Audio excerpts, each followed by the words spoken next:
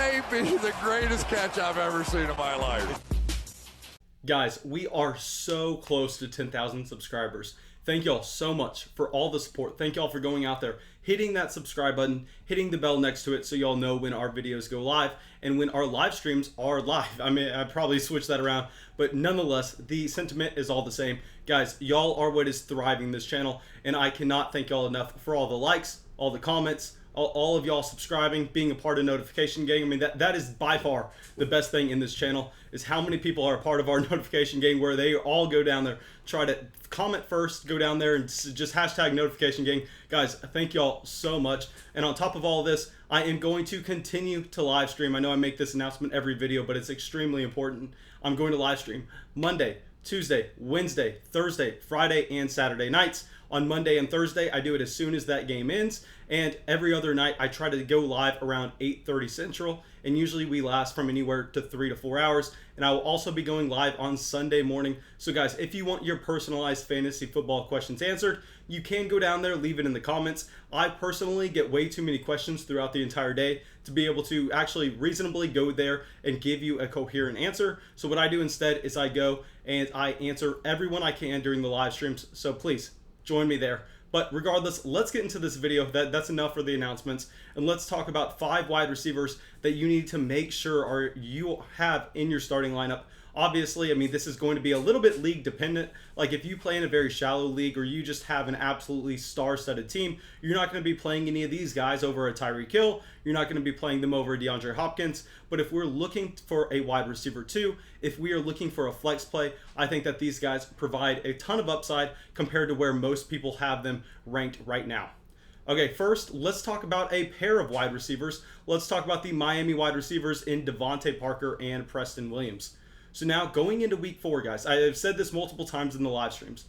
Devante Parker and Preston Williams look like they are just complete smashes. Like I literally think I will have to retire from fantasy football if this does not work out. I mean, if we have another Joshua Kelly situation, another Marquise Brown situation with Devante Parker or Preston Williams, I'm sorry guys, but this may be the last week of videos you ever see. This may be the last time I ever go live, because the matchup could not be better for these 2 wide receivers. We've been talking about this all year, that with the Seattle Seahawks defense, yes, overall it is a very bad unit, but where they are actually decent is at the linebacker core and the safeties. And what we know about that is that's going to limit the opposing team's tight end, and these wide receivers on the outside are really going to be able to thrive with an overall defensive back group that is way less to be desired. So with Devante Parker and Preston Williams, I think that we could very much easily see a similar thing to what we saw with Amari Cooper and Michael Gallup last week. And obviously, by no means do we see this Miami Dolphins team be as productive as the Dallas Cowboys were. They just don't have the personnel. They don't have the quarterback play.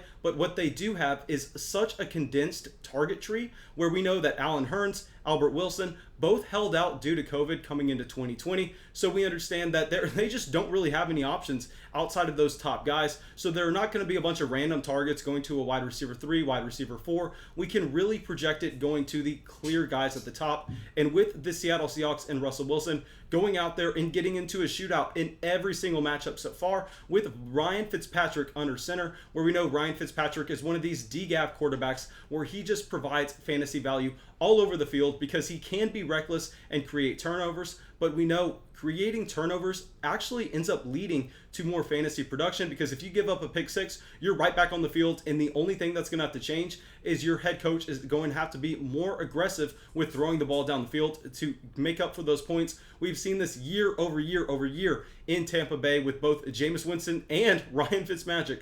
So guys, I think this is something that we can really expect to happen in week 4 with the Seattle Seahawks and the Miami Dolphins. Guys, go out there, and obviously we're starting DK Metcalf and Tyler Lockett, but I don't even need to mention that in this video. Go out there and put Devante Parker and Preston Williams in your lineup if you have them.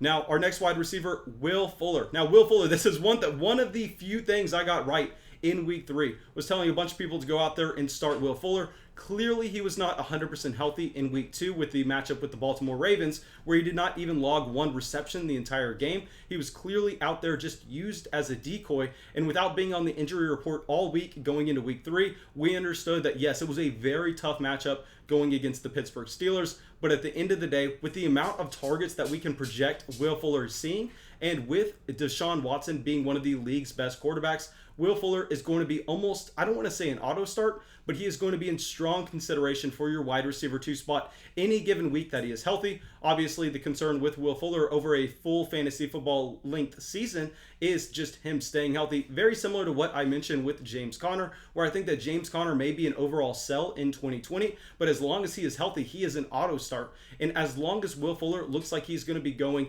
against a non-elite defense and he's fully healthy going into the game, I think that Will Fuller is one of these players we want to be jamming into our lineups. And yes, the Minnesota Vikings have had a great defense in the past, but this is not the Vikings defense that we are used to. The 2020 Vikings defense is significantly worse than what we saw in 2019, 2018, and we've just seen this through 3 weeks already. I think the sample size is large enough. We kind of knew this going into the year, and that's why Vegas had the Vikings over-under on wins lower than they have previously. So guys, I think that Will Fuller is in line to just completely smash in week 4, a guy that I am extremely interested in not only getting my flex spot, but I think you can move him all the way up to wide receiver 2.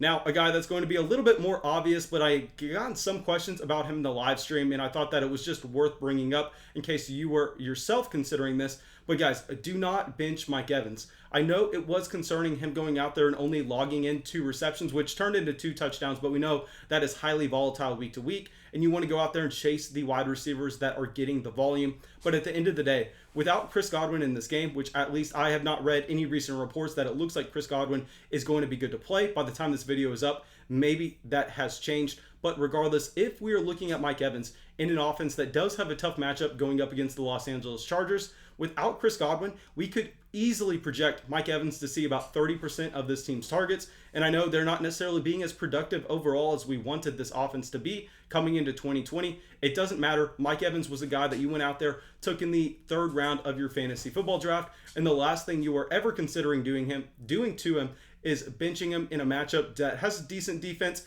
and that Chris Godwin is out of the game. I mean, just absolutely insane with some of these questions that I've been getting. But guys, please go out there, make sure that you are going to have Mike Evans in your starting lineup.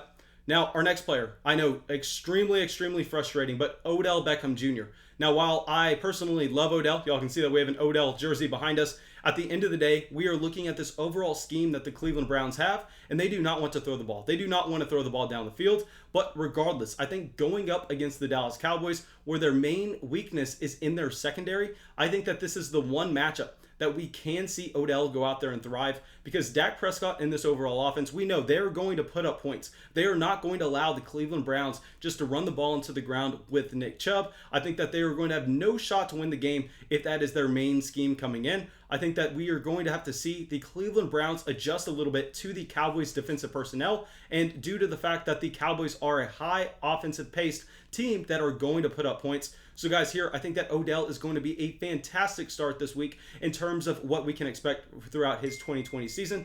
Obviously, not something that we are generally excited about starting every week, but this is the matchup to do it. Now, let's talk about our last wide receiver, someone I just mentioned yesterday that you have to go out there and you have to try to sell high on if you can get anything for him at the moment. But if you're not able to do that and you're keeping him on your roster, I think that this is a spot to go out there and play him and then possibly sell after week 4 going into week 5, but Hunter Renfrow.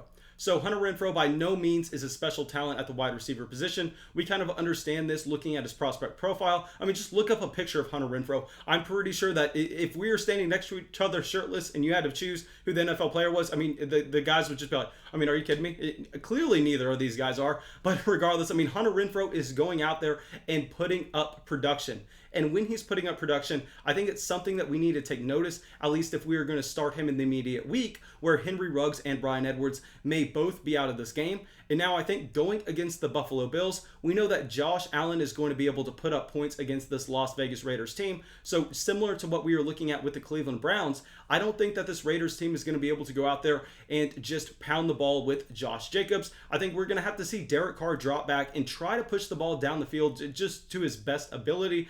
Obviously, you can argue what that is, but at the end of the day, if they don't have Henry Ruggs, if they don't have Bryan Edwards, we've seen that the weakness in the Buffalo Bills defense is throwing over the middle to the tight end and to the slot wide receiver. I don't think that they put their top corner on Hunter Renfrow just because that's not necessarily the profile of a wide receiver that he is. So guys, I think that if you are going to have him on your roster, this is the 1 week that you can go out there and possibly, if you are decimated with injuries, throw Hunter Renfrow in there as a last resort in your flex spot.